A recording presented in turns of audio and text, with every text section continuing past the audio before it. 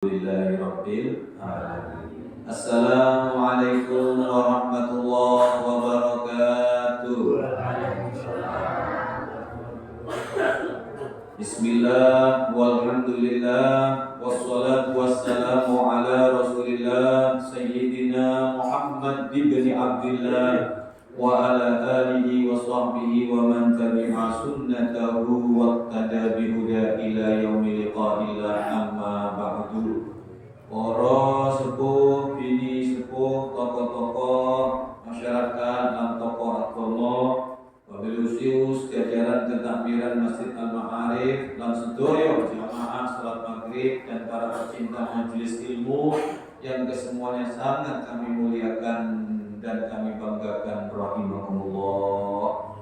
Alhamdulillah, bersyukur kepada Allah Subhanahu wa taala di mana pada malam hari ini kembali kita dimudahkan oleh Allah Subhanahu wa taala untuk dapat beramal soleh, untuk dapat melaksanakan perintah-perintah Allah, khususnya sholat maghrib berjamaah serta ibadah sunnah yang lainnya, dan mengisi waktu yang istimewa di antara malam yang ada.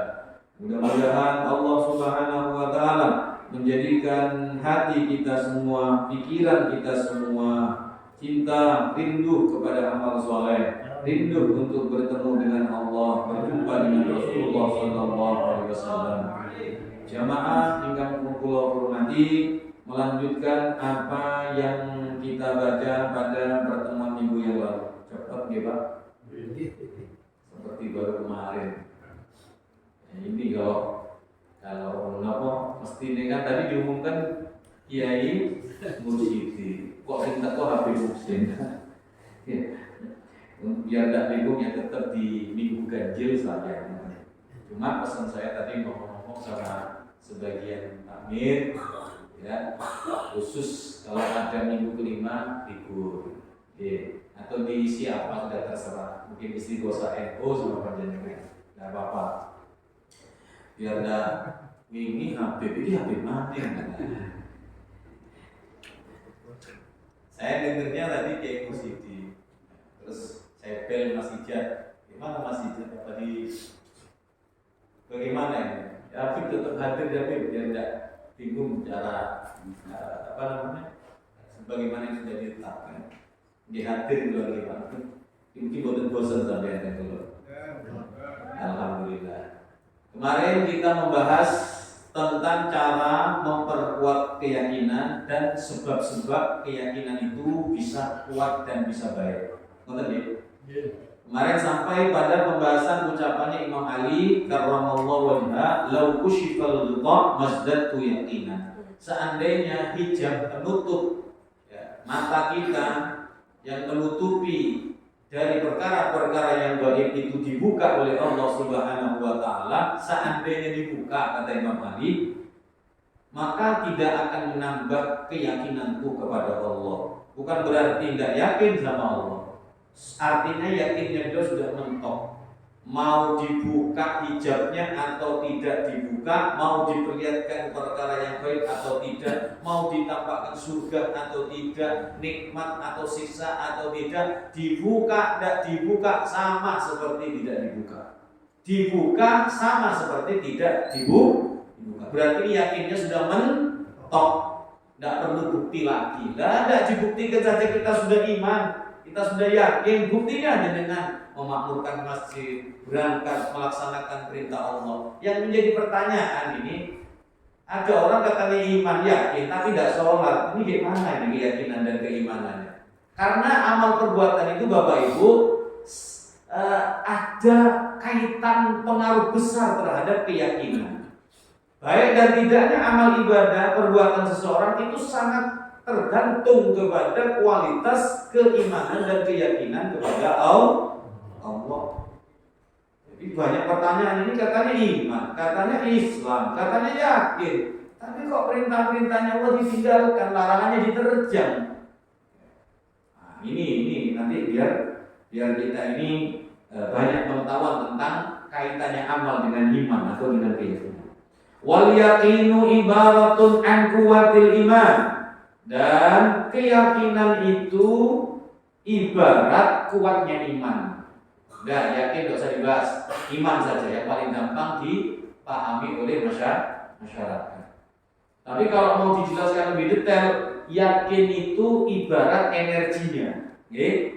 Yakin itu energinya, iman itu lampunya, kekuatan cahaya lampu atau kekuatan yang ada. Kuat dan tidaknya sesuatu yang kuat tergantung energi yang mendorong kekuatan. Itu caranya gitu.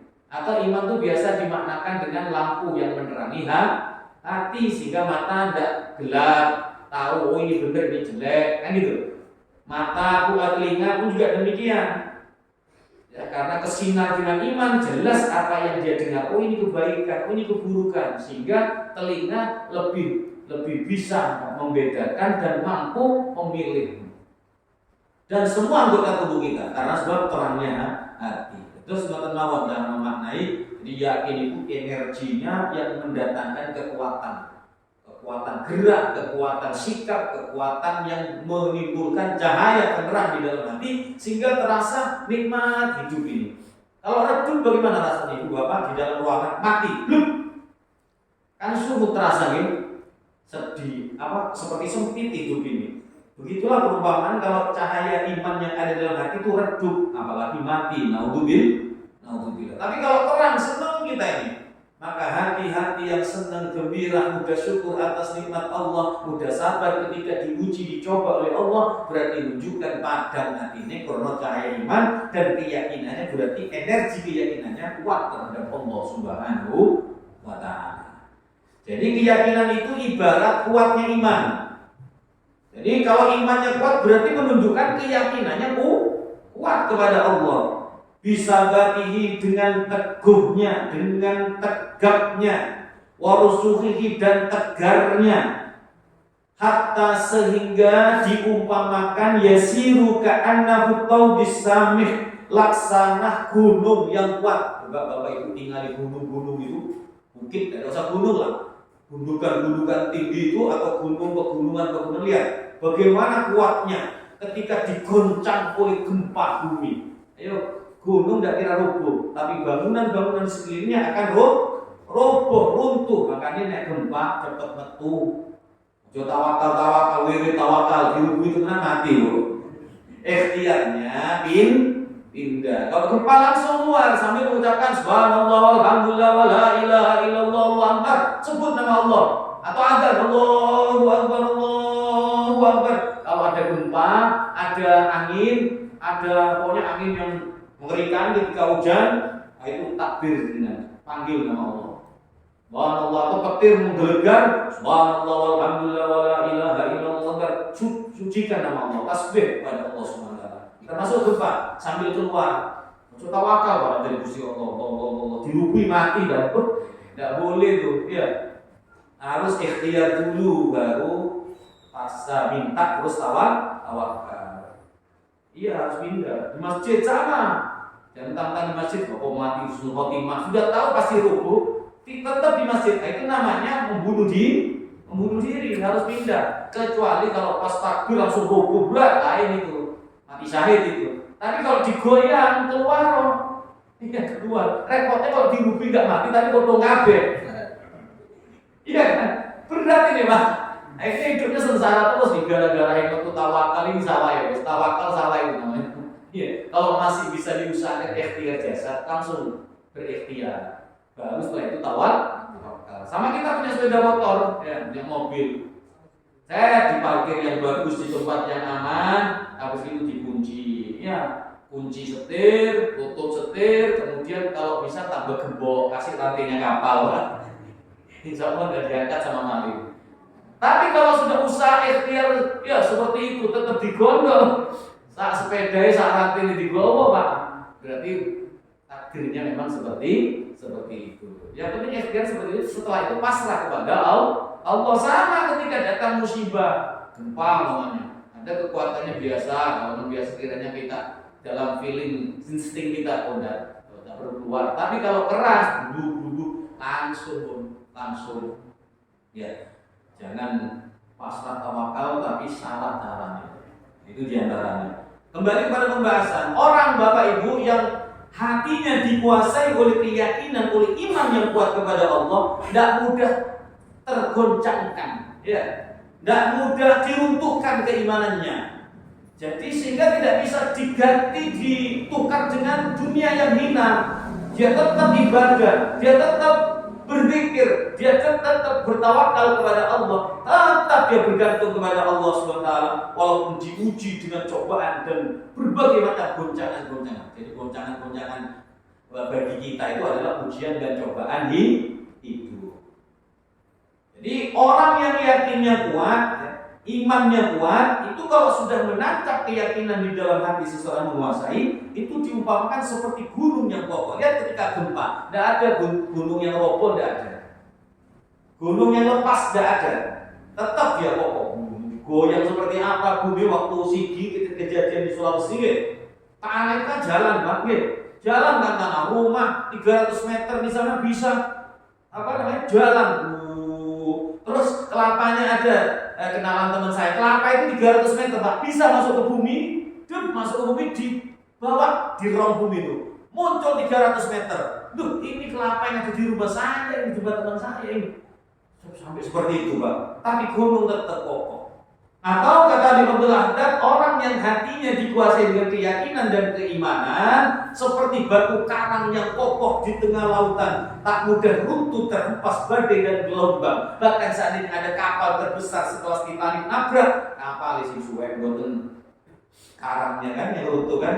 Begitulah perumpamaan hati yang kuat. Dia akan kuat digoncang dengan ujian keluarga. Istri diuji suami, suami diuji istri, orang tua diuji anak, anak diuji orang tua, saudara keluarga menguji kita, tetangga, orang lain. Tidak akan tergoyahkan, tetap iman kepada Allah, tetap yakin kepada Allah. Dia hadapi ujian itu dengan sabar. Karena salah satu penyebab kesabaran itu adalah karena yakin dan ketegaran iman di dalam hati. Nah, kita harus punya, Bu, Pak, harus punya. Karena pasti semua kita ini siapapun orangnya akan diuji oleh Allah sesuai dengan tingkatannya masing-masing. Kalau tingkatan kelas SD sudah lulus naik ke SMP, nanti ujiannya lebih besar karena hidup ini ujian. Pasti lari nggak lari tetap akan diuji oleh Allah.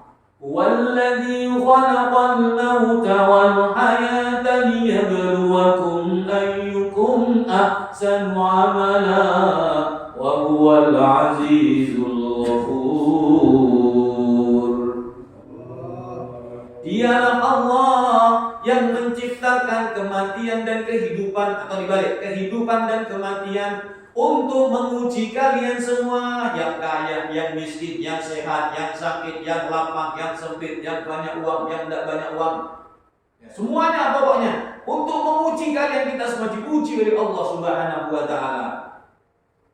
Sehingga dengan ujian itu diharapkan ayyukum ahsanu amala. Siapa di antara kalian yang paling bagus sikapnya ketika menyikapi ujian yang datang dari Allah? Banyak uang ujian, enggak.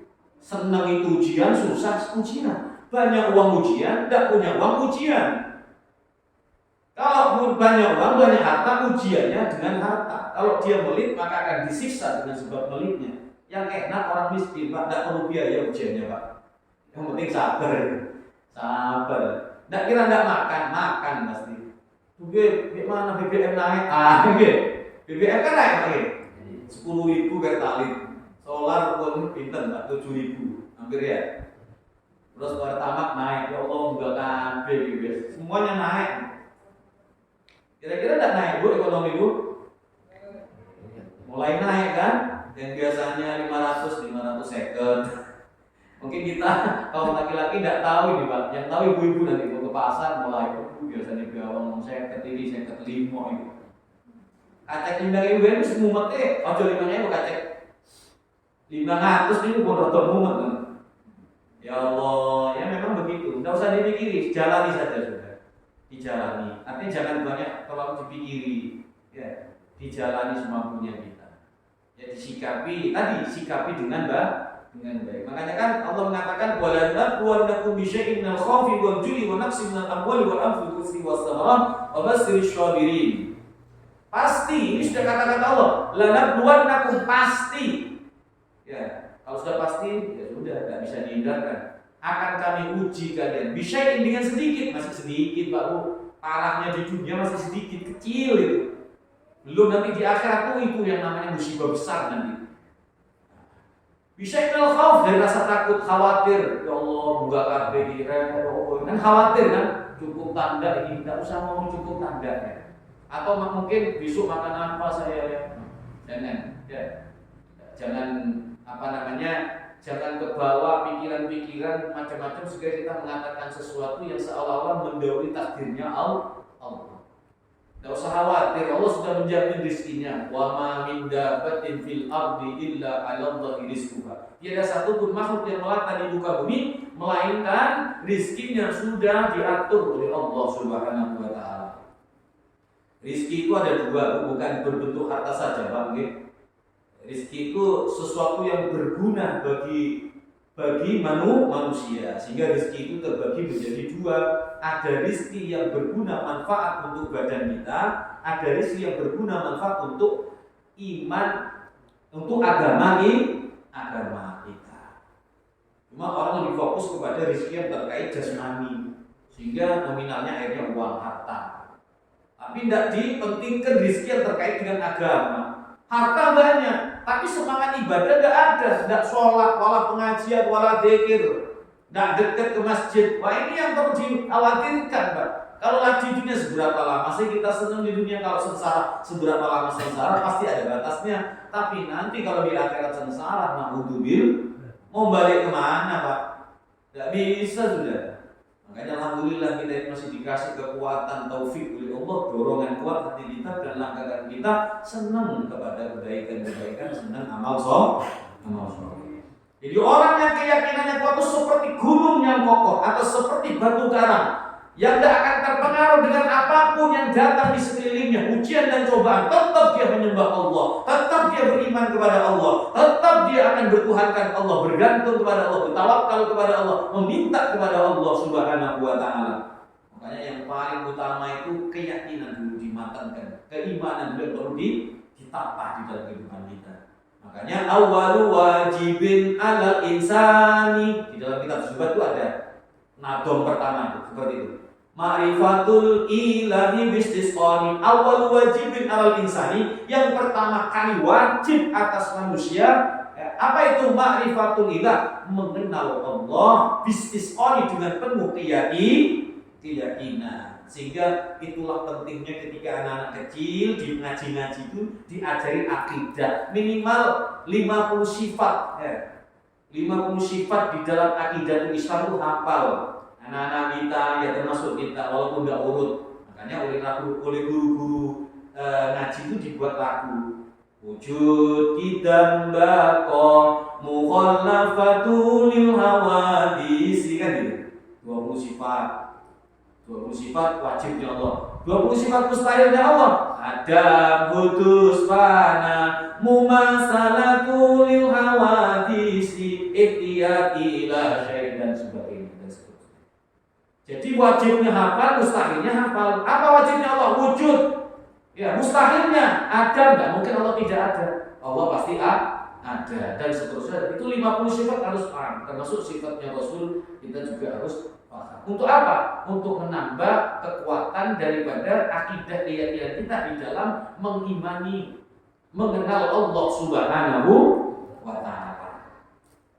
Nah, itu nanti walaupun tidak harus hafal Bapak Ibu, yang tidak harus hafal urut, yang penting tahu Allah itu ada, Allah itu dahulu, Allah itu kekal, Allah itu tidak sama dengan makhluknya.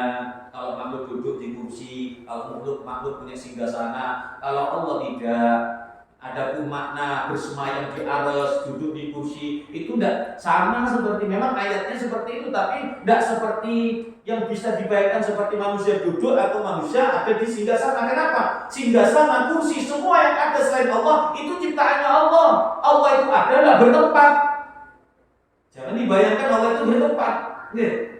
Adapun tempat yang ada ini itu menunjukkan kekuasaannya Allah, sehingga tempat dimanapun berada di dalam liputan kekuasaan dan pengetahuan Allah. Allah, tapi tidak boleh berkata Allah itu ada di mana-mana. Jangan ngomong gitu. Allah itu pengetahuannya meliputi di mana-mana. Nah, pengetahuannya meliputi di mana-mana. Tapi jangan berkata Allah itu ada di mana-mana. Oh, berarti banyak Allah itu. Cuma itu sebetulnya tujuannya betul. Artinya Allah itu pengetahuannya meliputi di mana-mana. Cuma karena bahasanya saja berbeda. Cuma itu juga bahaya. Nanti bisa punya pengertian orang yang tidak paham tentang ilmu akidah, akhirnya berarti Allah itu hakim. Akhirnya mengkaitkan dengan 99, berarti Allah itu ada 99. Itu bukan Allahnya, tapi sifat-sifatnya, nama-namanya. Jadi nama-namanya Allah diantaranya yang harus kita kenal 99 Asmaul Husna. Siapa yang menghafalnya, memahami dan mengamalkannya, dijamin surga. Minimal hafal dulu. Ya Allah, ya Rahman, ya Maliku, ya Kudus, ya Salam. Itu apa kita dulu ngaji. Insya Allah masih tetap hafal. Tapi tidak bisa urut, tidak apa-apa. Yang penting paham, pernah tahu kalimat-kalimat. Nonton Bapak-Bapak. Jadi orang yang keyakinannya sudah dikuasai, hatinya sudah dikuasai oleh keyakinan, oleh iman, akan kuat seperti gunung atau seperti batu karang di tengah lautan. La tuzazzil syukuk, tidak akan bisa digoncangkan keraguan-raguannya. Ya, artinya tidak akan mudah ragu-ragu. Wala tuzazziluhu al-awham, tidak akan bisa digoncangkan prasangkanya. Tetap dia akan berprasangka baik kepada Allah. Tetap dia akan yakin kepada Allah, tidak meragukan tentang kekuasaan Allah Subhanahu wa taala. Ini penting Bapak Ibu yang dimuliakan Allah Subhanahu wa taala. Sebab nilai amal ibadah seseorang sangat bergantung kepada ketegaran, keteguhan, ketetapan, yakinnya imannya kepada Allah. Orang kalau sudah yakin iman baru di dalam apapun saja kehidupannya, penuh dengan nikmat, penuh dengan ujian cobaan. Ketika mungkin di atas awan atau terpuruk sekalipun, ketika iman masih kuat, maka itu sesungguhnya kekayaan yang sangat istimewa. Nah, penting harus terus kita pupuk. Bagaimana caranya Ustaz? Habib Kiai. Nah, nanti cara-caranya juga saya baca dulu biar selesai.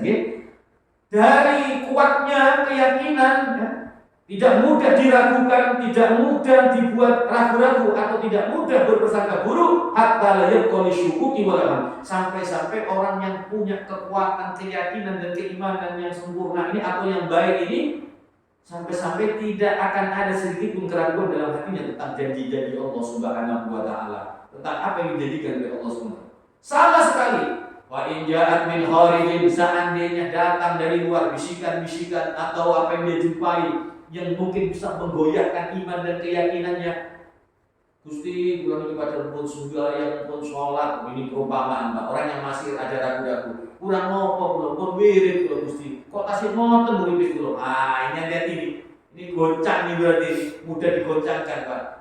Ujian-ujian itu sebetulnya Allah ingin menambah kekuatan iman kita. Ketika kita kuat, lulus dari ujian itu, maka akan naik tingkatan derajat kita di sisi Allah Subhanahu wa taala. Kan ada sering ada orang begini, kurang nopo, belum sedekah, belum sa'i, belum wirid, kurang nopo, kok masih begini. Saya setiap malam Jumat manis berangkat ke Jember, hadir manakib, katanya toko rame pelanggan, ya pelanggannya banyak, itu malah sepi. Akhirnya kata setan, bahwa percuma, iya, ragu-ragu akhirnya Pak. Orang sudah tidak pernah lagi kemanakib, tidak pernah lagi sholawatan, tidak pernah lagi pengajian. Kenapa? Salah sudah, tujuannya salah. Niat ke manakib, niat ke sholawatan, niat ke pengajian supaya tubuhnya rame. Salah. Kalau kepingin tubuhnya rame, jangan ke pengajian. Niat tubuhnya rame, jangan. Niatkan ke pengajian itu karena Allah. Andai kata diberi rame itu tambahan bonus dari Allah. Ya. Kalau ingin tubuhnya rame, tidak perlu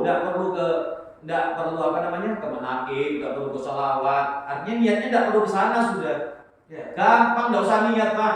Yang punya toko kasih tahu kalau pin rame cepet habis, beras 10.000 betul 5.000. Insya Allah lawang turun dibuka cintainya ibu-ibu, ya Bu. 10.000 gitu 5.000. Kamu sawit wiritan insya Allah entek Pak. Al-Qutu atau pesu jadi betul. Salah niat. Oke, kalau ibadah jangan dikaitkan dengan dunia. Dunia ada urusannya sendiri. Kalaulah ada tambahan setelah ibadah, setelah zikir, setelah sholawat, setelah menakib, kok tenang keluarganya, kok anaknya nurut, kok rezekinya tambah, kok kayak tidak putus-putus, itu namanya barokah. Kalau belum, berarti Allah masih ingin menguji kita. Sampai di mana kesetiaan kamu sama saya? Imannya kamu sampai di mana terhadap saya? Kalau tak kasih nikmat, mungkin kamu masih tenang-tenang dengan iman. Coba tak kasih ujian. Nah, biasanya kalau udah dikasih hal-hal yang tidak menyenangkan, wah baru. Nah, tapi ketika dikasih hal yang tidak menyenangkan, tetap dia jalani, tetap aktivitas sholat, aktivitas ibadah, tetap baik, tidak terpengaruh. Dijalani, lolos sakit tetap, tapi tetap ibadah. Kalau cuma sakit ringan-ringan terus tinggalkan ibadah, goncang dari imannya, gampang digoncangkan. Nah, di situ kita ini penting sekali mempelajari iman. Andai kata datang dari luar godaan-godaan, bisikan-bisikan, tetap dia akan sholat di masjid, tetap dia akan hadir pengajian, tetap dia akan melakukan kebaikan. Lam tasdi ilaiha, telinga, hati tidak akan berpaling ya dari keyakinannya kepada Allah. Bahkan lam yaltafit ilaiha qalb, hati tidak akan menoleh sedikit pun. Karena hati sudah tahu dengan ilmunya, ujian. Wah, anak diuji anak saya, tetap ibadah. Oh, diuji suami, oh diuji istri, tetap ibadah, tetap doa, minta kepada Allah, ya Allah, berikan hidayah anak saya. Suami doa, ya Allah, berikan hidayah istri saya. Istri doa, beri hidayah ya Allah suami saya, ya Allah. Ya Allah, rebutkan hati tetangga saya, ya Allah. Jangan, kalau diuji oleh orang dekat, jangan balas. Kita balas pun suami balas ya apa-apa. Bahkan itu mustajab kalau kita minta eman. Alangkah indahnya ketika doa yang mustajab daripada orang yang terdolimi ini dirubah menjadi doa yang baik, mungkin-mungkin diparingi hidayah. Wah, subhanallah, Pak diberi hidayah oleh Allah karena doanya orang yang terdolimi jadi orang baik, maka setiap kebaikan yang dia lakukan, jenengan yang mendoakan akan terus mengalir transfer pahala dari orang yang melakukan kebaikan. Kan enak. Kalau dibalas ya kalau dia kan kosong-kosong aja satu-satu Bang. Sama salahnya nanti. Jangan dibalas. Kalau orang yang taat ini enggak perlu membalas kedoliman orang. Orang yang didolimi sama orang, disakiti sama orang, sedangkan dia dalam keadaan taat terus berbuat taat. Biarkan nanti akan berlalu dengan sendirinya. Capek lama-lama akan capek. Ngoten para dimuliakan Allah. Jadi tidak akan tergoyahkan hati orang yang penuh dengan keimanan dan keyakinan. Makanya dilihat ibadah orang itu ajib napa mboten nggih, kuat apa tidak, istiqomah apa tidak.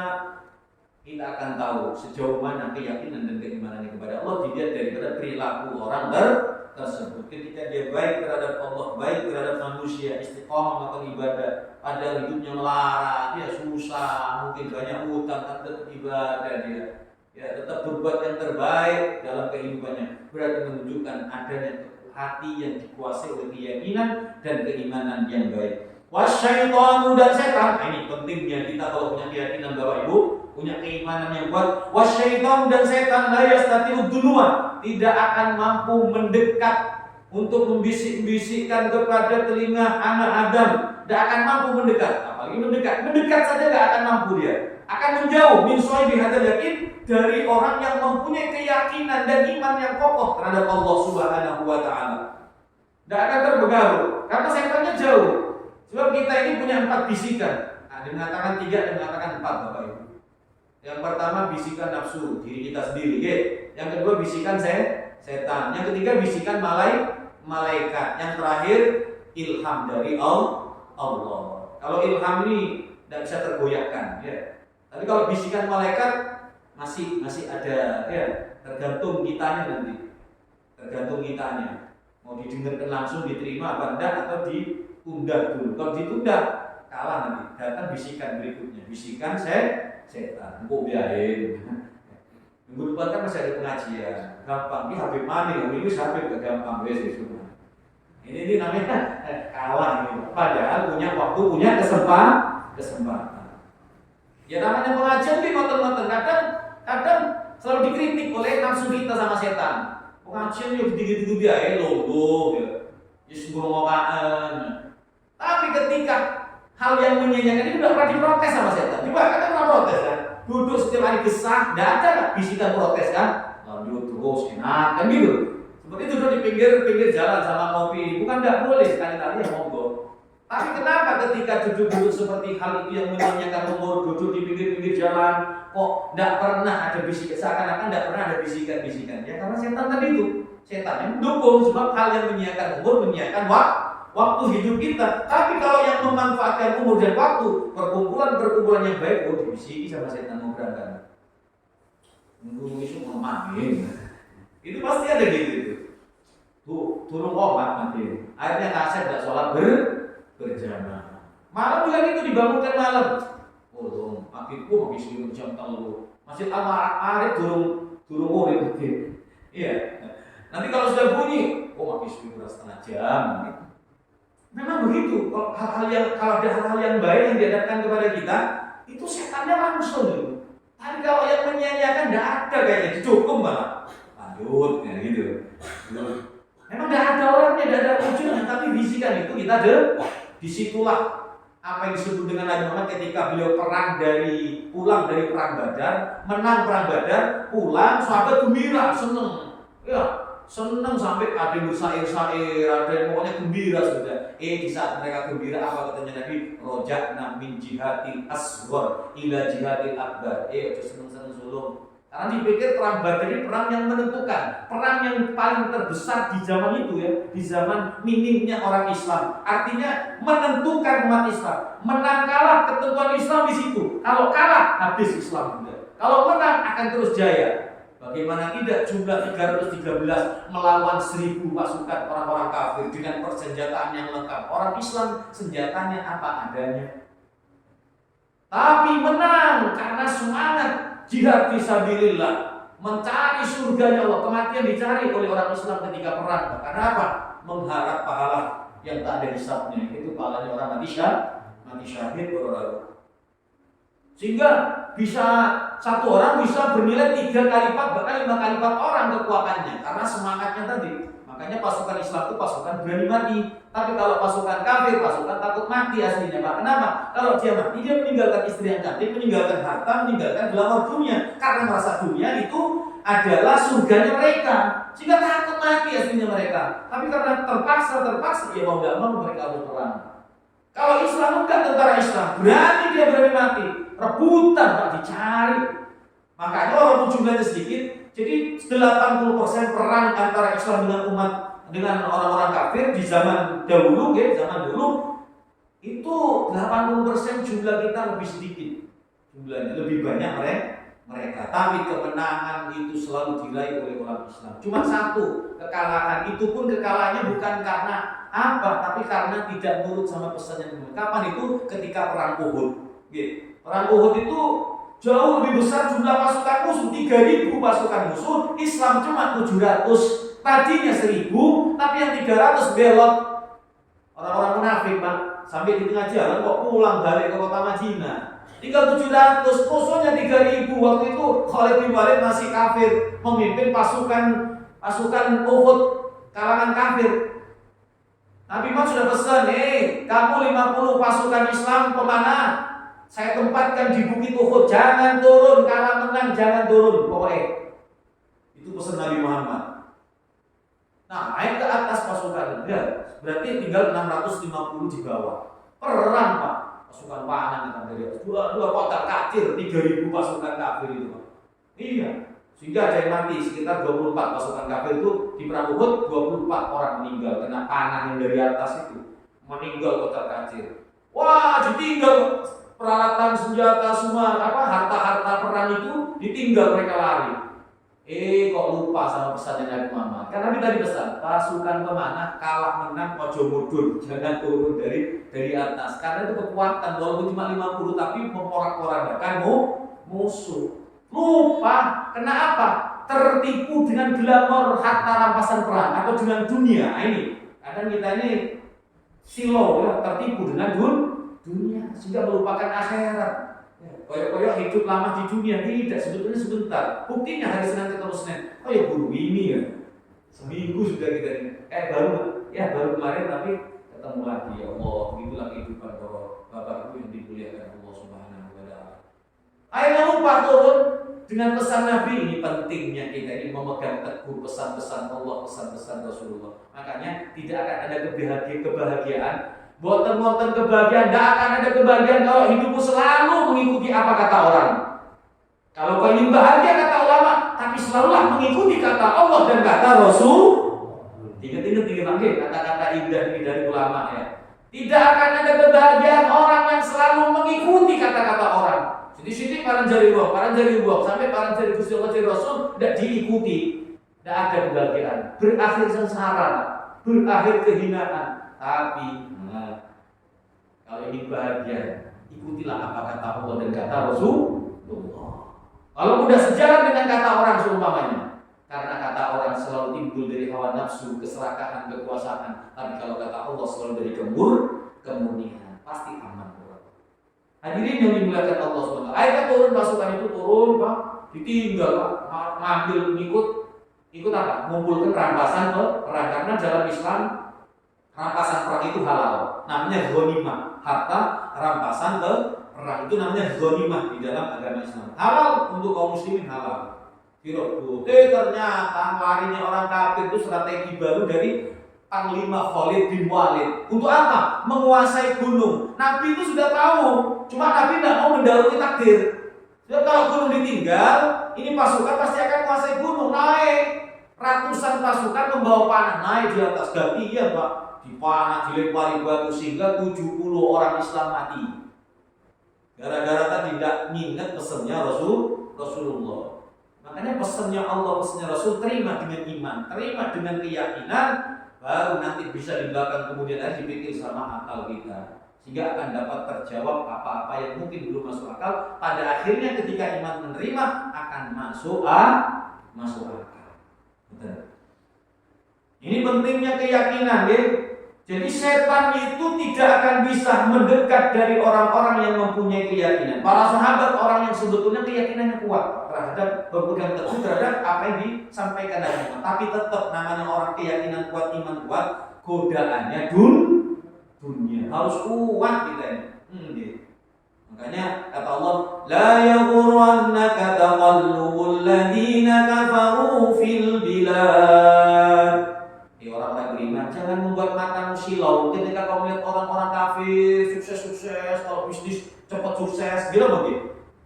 Pokoknya dunia itu kayaknya dikuasai orang kafir semua, Pak. Kekayaan, harta, rumah yang megah, mobil yang mewah, istri yang cantik-cantik. Orang kafir punya. Kayaknya digampangkan karena mereka tidak ada halal mereka. Iya, punya kesempatan sakarapnya mereka bagaimana cara mendapatkan harta walaupun dengan cara yang harus merugikan orang lain, tidak peduli. Tapi Islam ada batasan-batasan. Sekiranya merugikan orang lain, ada kebohongan, ada pengkhianatan, dosa. Karena hidup bukan untuk bebas-bebasan, tapi hidup menjalani aturan Allah. Makanya iman yakinnya harus kuat, berpegang teguh terhadap apa yang sudah diperintahkan, ditetapkan oleh Allah Subhanahu wa Ta'ala. Orang yang punya keyakinan kuat, keimanan yang kokoh, tidak akan bisa didekati setan. Bal yafiru minhu, bahkan setan akan lari. Percuma kalau dekati orang yang punya keyakinan kuat, akan nyampe sendiri, akan meremukkan tulang punggungnya setan, sehingga setan akan menepi. Bal yafraqa wa yamna bisalama, bahkan dia akan nyari jalan yang lain, golek musuh yang lain yang sekiranya tidak kuat iman dan keyakinannya. Seperti yang Nabi gambarkan di dalam menyifati seorang Sayyidina Umar. Bagaimana Sayyidina Umar, Pak? Disifati Umar ini seorang yang ditakuti sama setan. Jangankan Sayyidina Umarnya, bayangannya Sayyidina Umar ditakuti sama setan. Umar bin Khattab, nggak tahu kalau Umar Karangagum, Pak. Bisa sejalan sama setan, Pak. Barengan dulu. Iya kan? Ini Umar bin Khattab, setan lari, Pak. Umar Karangagum, Mbak, koncoan deh, ayo udah bareng. Iya, ini Umar bin Khattab takut setan. Apa katanya Nabi? Nabi itu di antara sahabat 4 itu ada pujian-pujian tersendiri. Kalau Sayyidina Ali dipuji karena keilmuannya. Ana Madinatul Ilm wa Ali babuha. Aku ini kotanya ilmu, Ali itu pintunya. Kalau masuk ke kota harus lewat pintu. Tidak usah ke saya, sudah ke Ali sudah cukup ilmunya Allah. Lah Sayyidina Umar pujiannya bagaimana? Sayyidina Umar siapa? Dulunya preman. Nggih. Preman pasar, preman pegulat yang tak pernah terkalahkan orang Islam. Jangan orang Islam kafir, satu orang umat takut semua. Orang kafir dan orang Islam semuanya takut dengan Sayyidina Umar bin Khattab. Waktu itu masih kafir. Makanya didoakan sama Nabi Muhammad SAW. Mudah-mudahan di antara dua Umar ini ada yang masuk Islam. Itu doanya Nabi Muhammad. Ternyata yang dipilih oleh Allah adalah bukan Amr bin Hisam Abu Lahab, tetapi yang dipilih adalah Umar bin Khattab, Pak. Dapat hidayah. Hidayahnya itu ketika mendengarkan Al-Quran yang dibaca oleh adik adik beliau namanya Fatimah sudah masuk Islam duluan. Sayyidina Umar terpukau dengan bacaan Al-Quran. Makanya boleh Al-Quran dibaca bagus pakai lagu. Yang penting jangan menjadi kesombongan terus meremehkan orang yang tidak baca pakai lagu, jangan. Tapi kalau mau pakai lagu bertajwid dan bagus, ya dengan nada-nada yang indah, niatkan untuk mengagungkan Al-Quran, biar didengar oleh Al-Quran betul-betul beda itu Al-Quran dengan nyanyian atau bacaan-bacaan biasa. Niat begitu tidak apa-apa. Tidak apa-apa kayak di Mekah. Alhamdulillahirabbil alamin. Tapi kita nggak boleh menyalahkan imam, ngelek-ngeleknya imam yang bacanya Bismillahirrahmanirrahim. Alah, campak. Nggak boleh gitu lagi. Karena kita tidak tahu hatinya orang. So di YouTube itu ada Pak, golongannya orang-orang yang tidak mau tahlil, yang tidak mau kunut, yang tidak mau itu Pak. Ya, yang tidak mau maulidan, menghina Habib Umar bin Hafid. Habib Umar bin Hafid Pak, wali di Gusti Allah, alim alama, muridnya di penjuru dunia. Jangankan Habib Umar bin Hafid, satu muridnya Habib Umar punya jutaan pengikut. Habib Mundir Musyawah itu yang di Jakarta punya majelis Rasulullah berapa ratus ribu bahkan juta jumlahnya. Tidak usah jauh-jauh di Banyuwangi, Habib Ali Al-Hamid yang kemarin Habib Ahmad sampai undang ngajinya, ini Habib Ali ini Pak, pengikutnya sudah ribuan. Barakatul Ittiba. Kalau ingin ramai pengajian di sini sebulan sekali, undang Barakatul Ittiba mumet sampean karena harus 1.000 orang yang datang. Itu satu muridnya. Beliau punya ribuan di penjuru dunia, dan setiap murid yang ada di penjuru dunia semuanya punya umat yang besar. Gara-gara bacaannya Habib Umar udah pakai lagu kalau imamnya. Bismillahirrahmanirrahim. Alhamdulillah alamin. Itu dihina Pak di YouTube. Ada yang masih bisa sampai buka YouTube-nya. Lihat-lihat katanya Habib Umar banyak santrinya yang mengkritik orang yang kita lihat saja bahasanya sudah, kata orang Madura salbut bahasanya. Iya, dia punya bahasa sudah agak beraturan. Ngetore nek wong bodho, gampangane ngoten.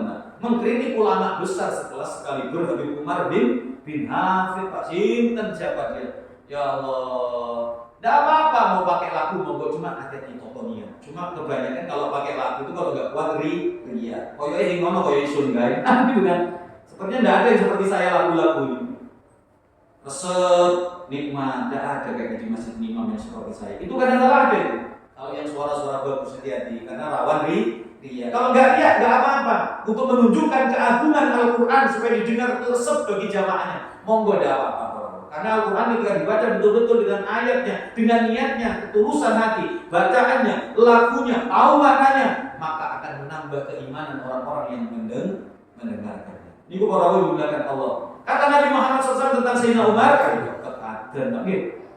saya tambah sedikit, saya selesaikan di sini. Insya Allah pertemuan lagi akan kita baca cara-cara memperbaiki dan memperkuat iman dan keyakinan. Terakhir ini, apa kata Nabi? Inna syaitan, sesungguhnya setan la yafraqa, betul-betul akan lari min dilli Umar, dari bayangannya Sayyidina Umar. Belum ketemu orangnya, baru bayangannya Pak. Ya, min dilli Umar, akan lari dari bayangan Sayyidina Umar.